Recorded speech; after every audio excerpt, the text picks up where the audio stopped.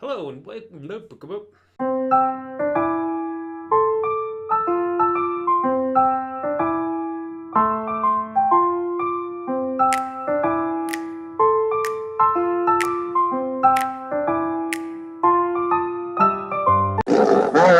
Hello, my name is Mark. Welcome to Bumbling Through Dungeons, the show that has a really cool mascot. Hey, I like it when past me compliments future me. It says it right there in my notes, so it must be true.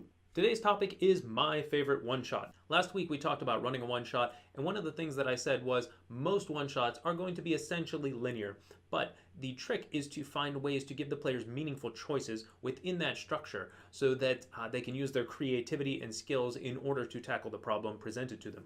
In essence, you want to create sort of a miniature sandbox in which your players can play with while going toward their singular goal. And the one shot that we're going to be talking about today that I think really makes an excellent case study for this is called Death on the Wall. It is an Adventures League module. I think the number is DDEX 314. It happened during the Rage of Demons Out of the Abyss Adventures League season. Now, this is not a perfect one shot, or it's not a perfect module. And there are some things that, especially if I were only running it as a one shot, that I wasn't running it as part of the larger Adventures League canon, that I would definitely modify and edit some aspects of the adventure. But I think it does a couple things really, really well that make it exciting to run. So within this module, the players are part of the rebellion that are against the Red Sashes, this evil group that's been terrorizing the countryside around the village that they're in. And the players have been tasked with monitoring Red Sash movements and searching out a place for the rebellion to retreat to should it come to that. The backstory, to be perfectly honest, isn't too terribly important, and if you're just running this as a one-shot, I would probably gloss over a lot of these backstory details or generalize them to make it work for a single sitting at the table. But I mention those details because they get turned completely on their head within the first probably 10 or 15 minutes of play. So the characters start out in, where else? A tavern. And they're not going to spend too much time there, but they do have a few moments to talk with the locals and do the normal tavern things. But this gets turned on its head in a hurry when someone, some sort of messenger, runs in a hurry, out of breath, searching around frantically, holding a pack, like a backpack, and sees the player, sees the PCs, and tosses them the pack, tells them to keep it safe, and then runs out the other side of the tavern. Immediately after, a group of Red Sashes, this evil group that the players know that they're against, run in searching for this messenger, and they begin chasing after him, and others stop and talk to the people in the tavern to see if they saw anything. So instantly, the players are thrown into the adventure. They don't know what just happened. They don't know what's going to come of this, but they know that something has just changed from what they knew going in. And it also adds some unexpected high stakes to them just hanging out in the tavern, because now members of the enemy camp are interrogating them. And do they bluff? Do they run? Do they fight? So there's a lot of choices right off the bat of how to deal with this. So once they escape or fight or otherwise extricate themselves from these Red Sashes, they're able to look inside the pack. And there are a number of supplies, and we're actually going to talk about the supplies that are in there in a little bit. But there is a note that is written from this messenger who tossed them the pack. And what they find out is the leader of the Red Sashes had to leave the main encampment of Red Sashes in order to broker a trade agreement or a peace agreement with another faction. So this leader is in a much smaller encampment that's not nearly as heavily guarded. And the note gives them the location of this. And the players realize that they have the opportunity to go find this leader, assassinate him, and end this conflict, or at least deal a blow to the Red Sashes without having to go into all-out war. And of course, the messenger never made it to the full rebel encampment, and the players aren't going to have time to themselves go to the rebel encampment, so the only option is for them to go to where this leader of the Red Sashes is camped out around these ruins. They've set up a makeshift fort and try to infiltrate it and assassinate him. So if your players avoid combat, this can be as little as 10 to 15 minutes of play. and then they can make it to this fort, or at least the outskirts of it, relatively unhindered, so that they're there at the location of their goal, of their new goal, pretty early in the session. So they get to this encampment and they find that it's a relatively well guarded fort, but certainly something that they might have a chance of infiltrating and getting into and then out of again once they've accomplished their task. And it is walled with wooden walls that are spiked on top, and there are various guard towers along this wall, so it's a bit makeshift, but at the same time it would be hard to just go right through or scale the wall. There are also a number of buildings both within the encampment and outside of it. There are barracks, there's, I believe, a chapel, there's a kennel that has dogs that are patrolling the area regularly. There are various guard patrols as well, and then other buildings and tents that they can't see inside that have been created around these ruins where this trade agreement, this peace agreement, is being made between the Red Sashes and the other faction. Now, I mentioned the pack earlier that they had received that had a number of supplies in it in addition to this note. So I'm going to read from my laptop that's just off camera here this list of supplies because I think it's important. So they have a 50-foot coil of hemp rope, a red plume uniform that looks like it would fit an average-sized human male, a crowbar, a tinderbox, and flasks of oil, and 3 vials of different kinds of poison. And hopefully, as I was reading that list, your mind already started to work on possible plots and plans for entering this wall, getting on the other side of this wall to this leader and being able to assassinate him.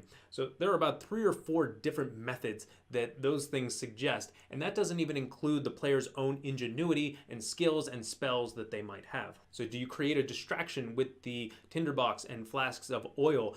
Do you create an explosion and then try to use it as a distraction to sneak in? Do you use the crowbar to remove planks from the wall itself and try to sneak in? Do you try to vault the wall? What are you going to do about the dog patrols? Or do you do an episode 4 with Chewbacca in the handcuffs and try to bluff your way in? So there are a lot of different ways. And again, these are just a few that come to mind immediately when I see that list of supplies. So this is really where I think the module becomes great, because they've got most of the session to plan and execute however they want to do this.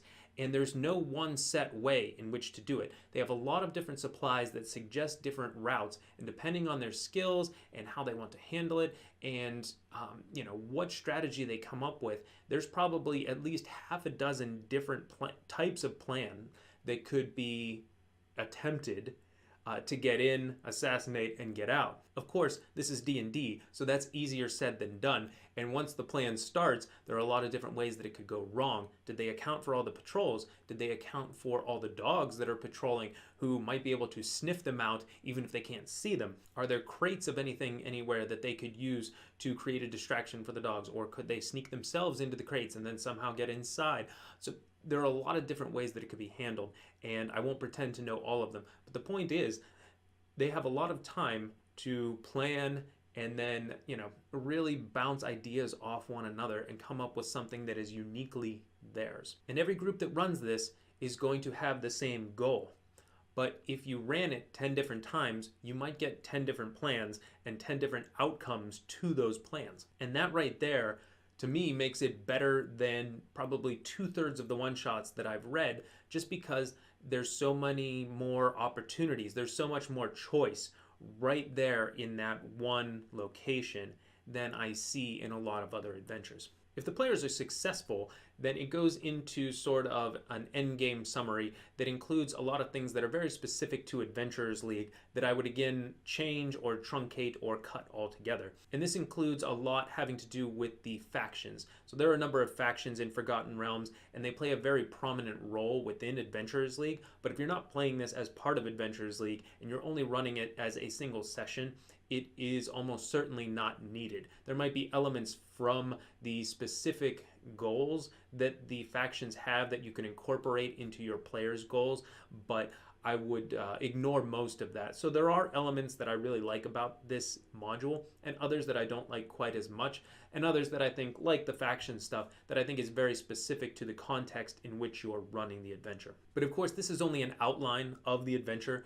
The full adventure goes into a lot more detail, and if you think it sounds interesting, if what I talked about sounds interesting to you, and you would like to run this, I would encourage you to pick it up. Again, link down in the description where you can purchase it on the DMs Guild. So to summarize, I don't know that this is the best one-shot that I've ever run or that I've ever seen. I think it would be hard to make that distinction because there are different types of good adventures. There's no one way to do it right. So I think it would be very hard to sort of label them as best or second best, but this is one that I really like, and I think it made for an instructive case study to talk about some things that I really like about good one-shots in general. And the first thing that it does really well is it throws a curveball to the players right out of the gate, and it throws them right into the adventure without a lot of preamble. You don't always need this in a longer campaign, but in a one-session adventure where the emphasis should be on action and getting to your goal, I think anything that moves that along quickly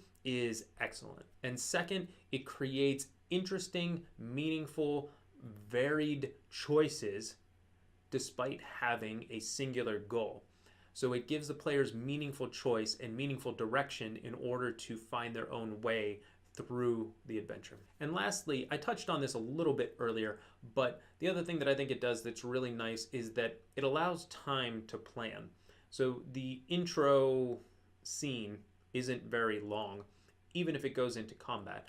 And the bulk of the adventure is going to be spent executing the plan within the encampment, the enemy encampment. And so it leaves a lot of time in the middle there in order to plan.